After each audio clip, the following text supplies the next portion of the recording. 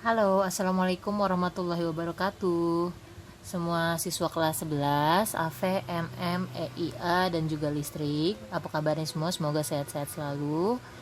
Jangan sampai sakit ya. Semoga Allah selalu melindungi kalian beserta keluarga. Amin, amin ya robbal alamin. Oke, jadi untuk pertemuan minggu keempat ini ya, ada modul, ada materi, dan juga ada latihan untuk pelajaran bahasa Indonesia. Kalau kemarin kan ada resensi ya. Kalau untuk minggu ketiga ini tugasnya satu, ntar minggu minggu depannya beda lagi ya. Jadi gini, ibu bukan hanya memberikan tugas saja ke kalian, tapi ibu juga akan menjelaskan mengenai materi naskah drama. Selama ini yang kalian tahu itu kan, bu, drama apa sih bu? Saya nggak ngerti ya. Drama itu pada dasarnya adalah sebuah pertunjukan ya, sebuah pertunjukan atau lakon. Drama ini harus punya naskah, dan naskahnya itu tergolong dalam suatu karya sastra. Dan naskah drama ini alangkah baiknya dipentaskan. Cuma karena memang situasi seperti ini, jadi kita tidak bisa mementaskan naskah dramanya. Jadi kita belajar secara teorinya dulu teksnya ya. Semoga situasi kembali normal lagi. Oke, di sini ada nama sama kelas nanti kalian isi. Ada petunjuk pelaksanaannya nih. Seperti biasa ya, siswa diminta untuk membaca materinya ya, siswa diminta untuk mencermati. Tolong budayakan baca, jangan sedikit-dikit nanya tapi kalian belum baca. Jadi kalian nggak tahu apa sih yang harus dikerjakan oleh kalian. Kita langsung ke poin 5 dan 4. Siswa diminta untuk menjawab soal dengan benar sesuai dengan petunjuk soal yang terlampir ya, petunjuknya nanti di bawah. Kerjakan soal dengan teliti dan jawaban segera dikirim via Google Classroom. Itu kodenya udah ada sesuai dengan kelasnya. Kalau itu kan kelas AV, berarti kalau kalian MM kodenya sesuai dengan MM ya. Jawablah setiap pertanyaan dengan kejujuran. Jika sama persis dengan jawaban teman lain, maka dianggap tidak mengerjakan. Dan alhamdulillah untuk pertemuan ini ibu buat soalnya beda-beda.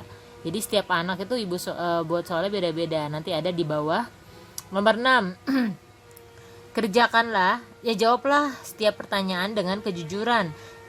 Itu deh ya. Nomor 7 ya, tugas paling lambat dikirim via Google Classroom Sabtu 11 April 2020 pukul 13.00 ya. Itu untuk AV. Untuk kelas lain ada sendiri aturannya di lembar kalian atau di Word kalian.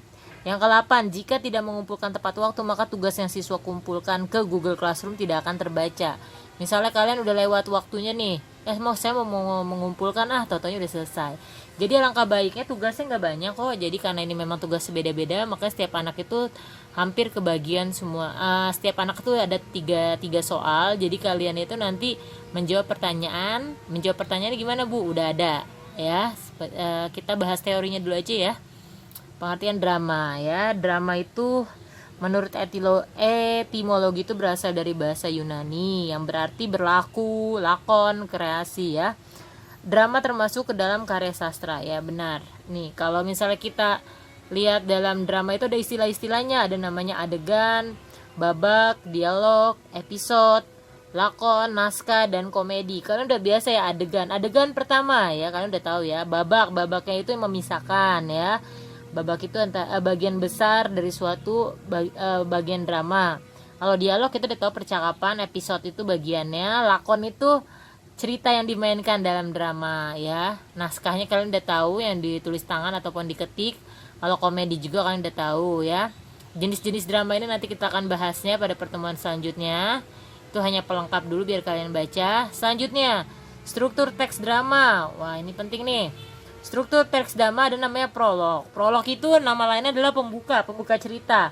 Biasanya misalnya seperti ini, pada suatu hari di sebuah desa hiduplah sepasang suami istri yang sudah lama mendambakan kehadiran buah hati. Namun 10 tahun sudah perkawinan mereka belum juga diberikan buah hati oleh Yang Maha Kuasa. Nah, itu prolog ya. Jadi pembuka cerita. Next adalah dialog ya. Ada prolog berarti ada dialog. Dialog itu kan udah tahu kan, percakapan yang biasa menggunakan tanda petik ya, yang menggunakan tanda titik dua, misalnya Robi titik dua ya. Dialog percakapan. Kalau epilog itu artinya bagian akhir atau bagian penutup dari sebuah drama. Epilog biasanya berisi tentang kesimpulan dan pesan yang bisa diambil dari cerita drama tersebut ya. Kalian udah tahu juga intinya.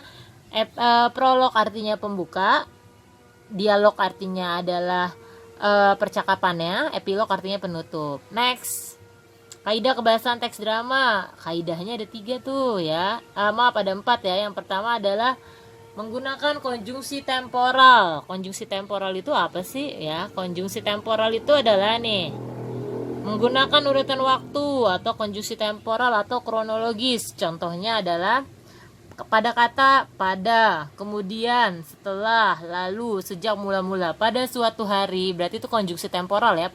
Kata padanya. Jadi jangan digarisbawahi semuanya, tapi kalian tulis kalimatnya lalu digarisbawahi pada kata, pada, setelah, lalu, sejak. Oke, kemudian kaidah bahasa yang kedua itu adalah kaidah bahasa yang menggunakan peristiwa yang terjadi. Kata kerja ya. Disebutnya adalah verba material. Oke, verba material itu apa sih? Verba material itu ada kata kerja berupa tindakan ya.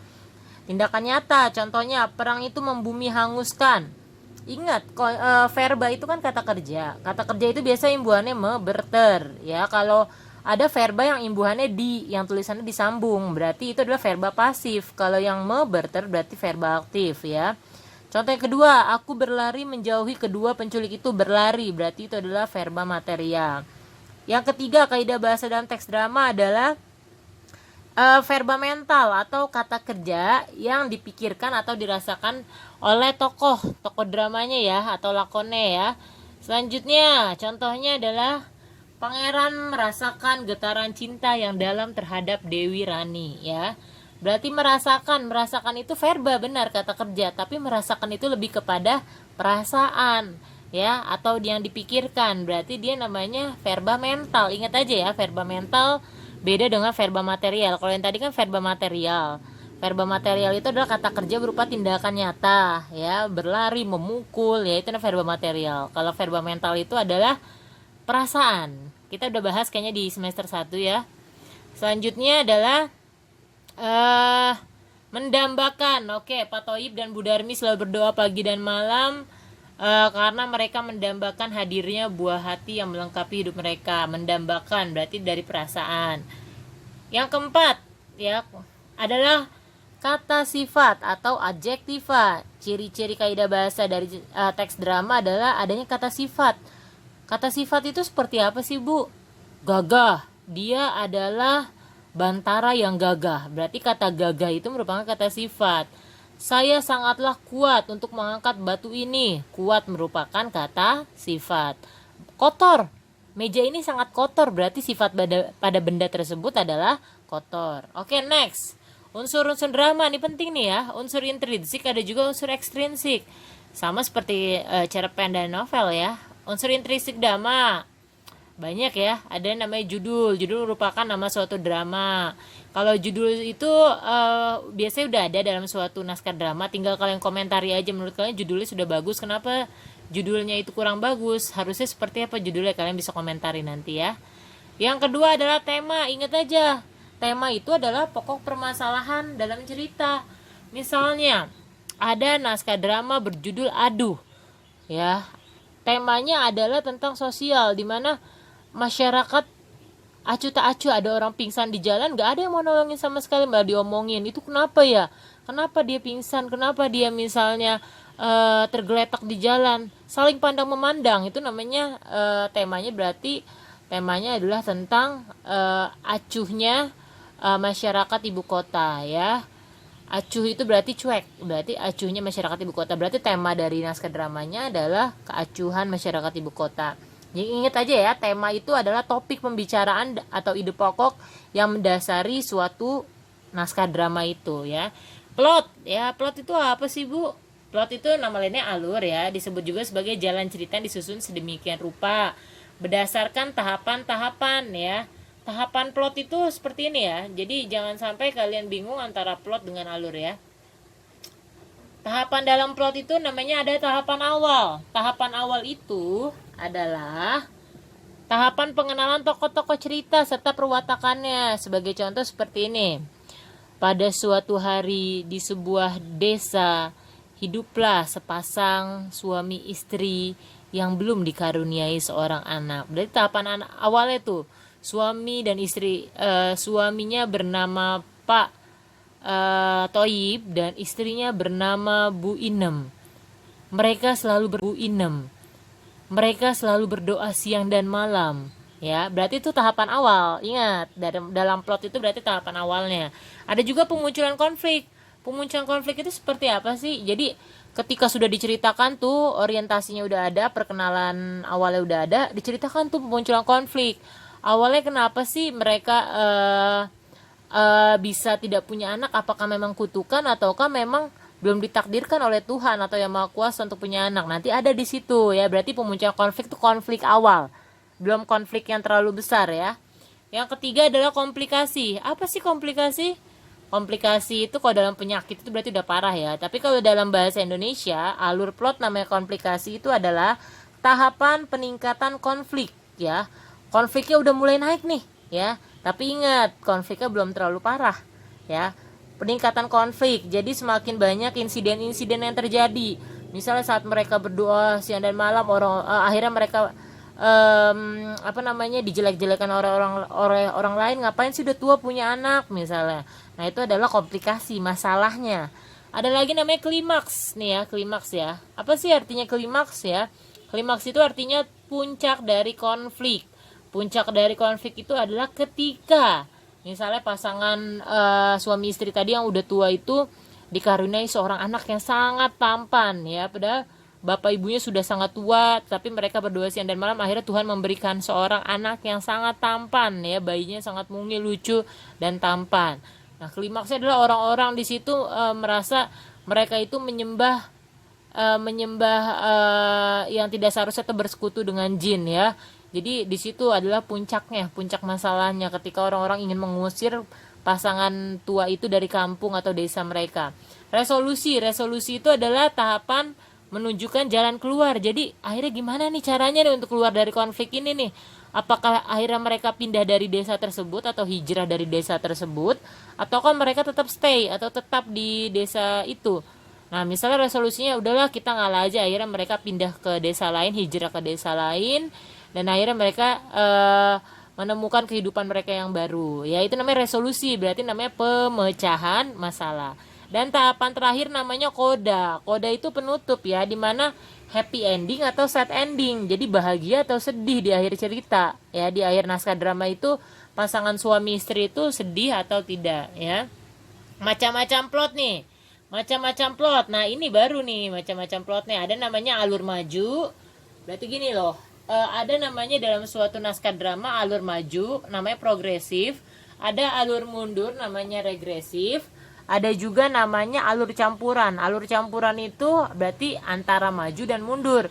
Kalau alur maju itu berarti kita udah tahu ya, berarti cerita dari awalnya itu misalnya dari awal, dari kecil menuju ke remaja, menuju ke anak-anak remaja, menuju tahap dewasa. Itu ceritanya berurutan sampai akhirnya meninggal. Itu namanya alur maju.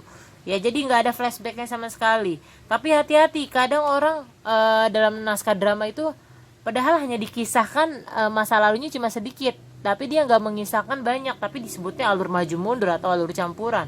Padahal tidak.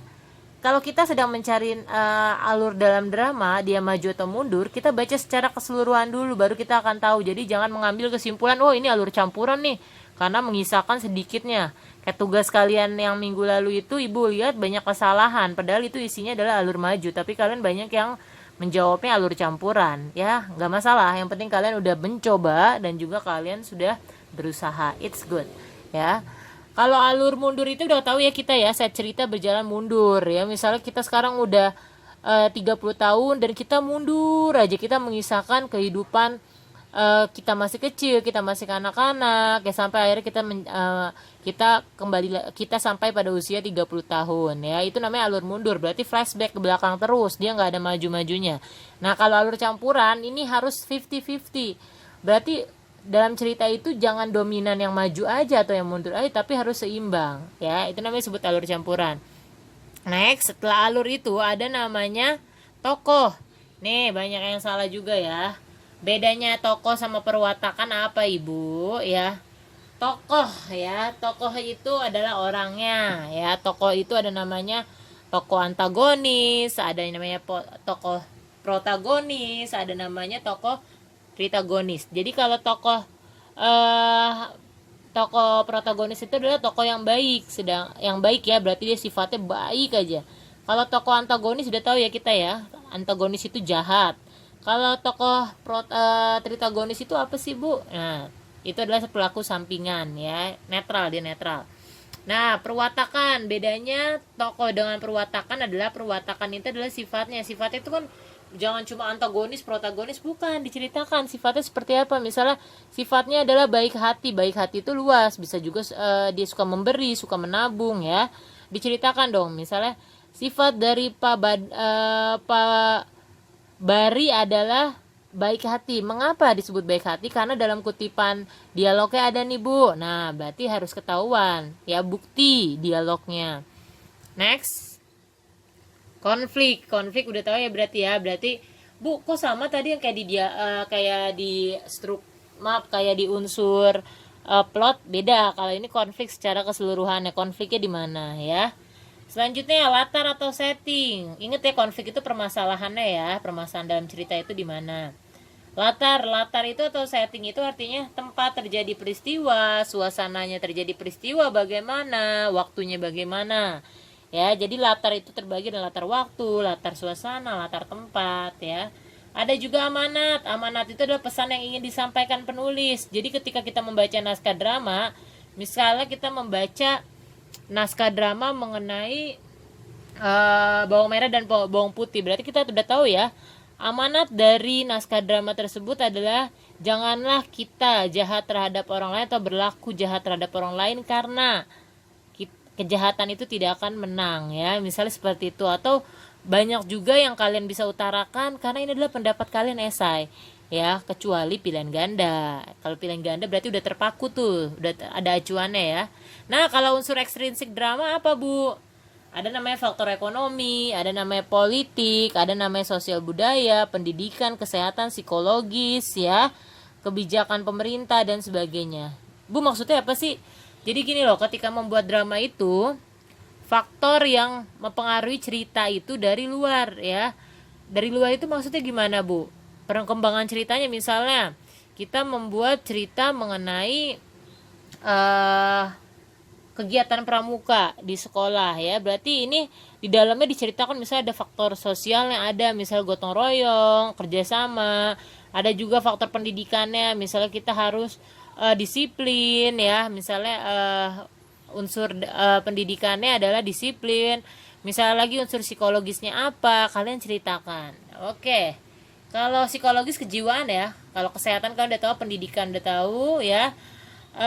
Moral, nilai moral atau etika kan udah tahu ya, menyangkut mengenai sikap baik dan buruk ya. Oke, langkah-langkah menulis teks drama nanti pertemuan berikutnya ya, mungkin akan jadi tugas ibu ke kalian. Jadi di sini adalah langkah-langkah menulis teks drama. Pertama, tema, menciptakan setting dulu. Jadi ketika kita tema nih, temanya kita mau buat mengenai persahabatan, boleh ya. Kalian buat dulu nih siapa aja tokohnya ya, settingnya di mana aja, terus ya dialog antar tokohnya kalian harus tahu nih tokohnya siapa aja dulu. Makanya tadi Ibu bilang kan ciptakan dulu tokoh-tokoh yang akan disajikan dalam drama tersebut. Jadi kalian itu harus matang ketika membuat naskah drama ya. Jadi jangan sembarangan, saya membuat naskah drama tapi kalian nggak tahu nih klimaksnya nanti di mana, puncak masalahnya di mana, kalian nggak tahu nih resolusi menyelesaikan masalah ceritanya seperti apa, kalian nggak tahu ya. Oke, nanti itu akan dibahas minggu depan, tapi ini kita langsung ke soal. Jadi gini ya, lembar kerja 3 pertemuan minggu keempat. Jadi yang akan kalian kerjakan itu ya adalah yang pertama, petunjuk soal A, bacalah naskah drama pramuka sekolah kami dengan saksama atau cermat ya. Kedua, yang B, carilah, jelaskan, dan berikanlah contoh kutipan dari drama yang telah kalian baca berdasarkan kaidah bahasa, unsur intrinsik dan unsur ekstrinsik. Jadi gini, setiap anak mendapatkan tugas yang berbeda-beda. Nanti akan Ibu tulis di bawah kutipan ini.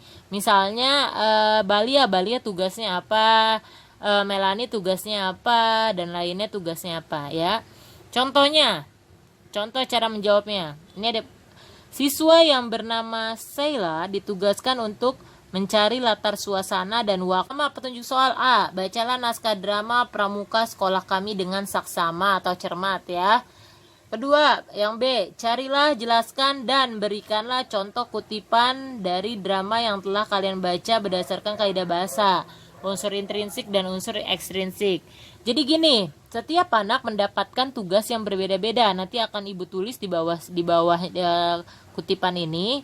Misalnya Balia tugasnya apa, Melani tugasnya apa, dan lainnya tugasnya apa ya.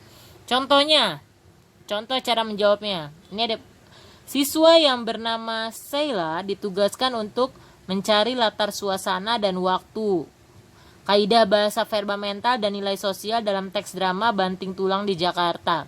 Oke, berarti itu udah ada judulnya ya. Bukan yang untuk tugas kalian ya, Banting Tulang di Jakarta. Cuma ini hanya contohnya saja ya. Di jawaban Sheila, latar waktu yang digunakan dalam naskah drama, maaf ini bukan aduh, Banting Tulang di Jakarta. Banting Tulang di Jakarta adalah siang hari dan malam hari. Mengapa demikian? Karena terdapat narasi melalui dialog yang menyebutkan kalimat seperti berikut. Nih buktinya. Jadi ketika kalian mengerjakan soal itu harus ada buktinya. Buktinya apa? Triknya matahari yang tak menggetarkan semangat para pejuang keluarga demi mendapatkan upah yang tak seberapa. Bahkan ketika saat itu pukul 12.45 pun mereka kembali melanjutkan pekerjaannya, bahkan mereka hanya makan siang dan melalaikan sholat. Itu latar siang harinya. Lalu latar malam harinya apa yang menandakan? Ada kutipannya ya di sini ya. Lia, ya ayah, mana ibu? Aku ingin main bersama ayah. Ayah mana bu? Aku ingin bermain bersama ayah. Seharian ini kan aku bermain bersama ibu. Nah lalu ibunya menjawab, ayah sudah tertidur nak. Ayah sangat lelah setelah bekerja. Lagian kan ini sudah pukul 22. Mengapa kamu belum tidur nak? Tidur ya, nanti kamu telat sholat subuh loh besok. Nah berarti udah malam ya latarnya ya. Lalu kedua adalah setelah latar waktu adalah latar suasana. Suasananya ramai. Ini nih ada kutipannya ya. Ini bukan naskah drama aduh, Banting Tulang di Jakarta ya. Banting Tulang, untung tadi dikoreksi dulu, Banting Tulang di Jakarta. Contohnya ini nih, suasana ramai ya. Hei Robi, lekas nyalakan mesin pengecornya, kau ini lambat sekali kerjanya. Hei Budi, itu truknya sudah datang, segera naik ke truknya, ambil semua semen yang sudah sampai. Jadi tuh riuh ya, ramai ya. Kalau suasana sepi contohnya seperti apa? Ini ada kutipannya juga ya. Makin malam semakin larut dan waktu menunjukkan pukul 23.45. Tidak ada aktivitas di rumah. Lia yang awalnya merengek ingin bermain bersama ayahnya tiba-tiba langsung terlelap di pangkuan ibunya. Malam memang saat yang tepat untuk merelaksasikan diri dari kepenatan pekerjaan sehari-hari. Berarti sunyi suasananya, udah nggak ada orang lagi yang ngobrol ataupun bercanda ya. Oke, selanjutnya yang dicari tadi, yang disuruh dicari oleh Sheila itu adalah kaidah bahasa verba mental. Ini contohnya nih. Ya, dalam naskah drama Banting Tulang di Jakarta. Pak Robi semakin bingung dan batinnya semakin tertekan dikala ia mendapat fitnah dari rekan kerjanya. Berarti ada kata bingung ya. Bingung dan tertekan merupakan verba mental. Ingat ya, verba mental adalah yang berhubungan dengan perasaan dan pikiran. Tertekan berarti dia mental ya. Nilai sosial. Nah, nilai sosial nih contohnya nih. Nilai sosial dalam teks tersebut adalah ketika salah seorang tetangga Pak Robi membantu Pak Robi meminjamkan uangnya kepada Pak Robi dan mencarikan pekerjaan yang baru untuk Pak Robi. Harus ada kutipannya juga. Jadi ketika kalian mengerjakan ini, kalian harus punya kutipannya ya, biar lebih jelas. Jadi jangan cuma kalian, oh ini karena kayak gini Bu, ini jawabannya karena kayak gini, bukan. Harus lebih detail. Jadi kalian jelaskan dulu menggunakan narasi seperti ini. Barulah di sini nih ya, berikut adalah contoh kutipannya. Dan di sini ya, di sini ini adalah contoh kutipannya. Dan yang di bagian atas, yang Ibu ini, yang bagian atas ini adalah narasinya. Jadi sebelum kalian mengerjakan narasinya dulu ini, baru kalian jelaskan kutipannya, contoh kutipannya ya. Nah, ini udah ada semua. Tinggal kalian baca. Jadi tolong kalian harus seksama. Nih, ya. Tugas bahasa Indonesia berdasarkan urutan absen. Ingat, jawaban sinopsis atau isi drama tidak boleh sama. Jadi ada pertanyaan juga, suruh buat sinopsis. Jadi tolong sinopsis dari naskah drama itu tolong jangan sampai sama antara siswa satu dengan siswa lainnya. Nih ya, pertanyaannya beda-beda antara siswa. Oke, kita coba lihat. Misalnya, Abrar mencari unsur kebahasaan verba material, konflik, dan buatlah sinopsis dari naskah drama tersebut. Alfandi mencari nilai pendidikan, nilai agama, dan buatlah sinopsis. Nah, ya, jadi antara siswa satu dengan siswa lainnya berbeda-beda sesuai dengan absennya. Oke, di sini ada naskah dramanya. Naskah dramanya judulnya adalah Pramuka Sekolah Kami. Tolong dibaca dengan seksama dan kalian analisis dari naskah drama tersebut. Oke, sampai sini paham? Kalau tidak paham silakan tanyakan di Google Classroom. Ibu akhiri, semoga kalian bisa mengerjakannya. Kalau ada yang kurang mengerti tolong jangan segan-segan atau sungkan untuk bertanya. Oke, Ibu akhiri, assalamualaikum warahmatullahi wabarakatuh.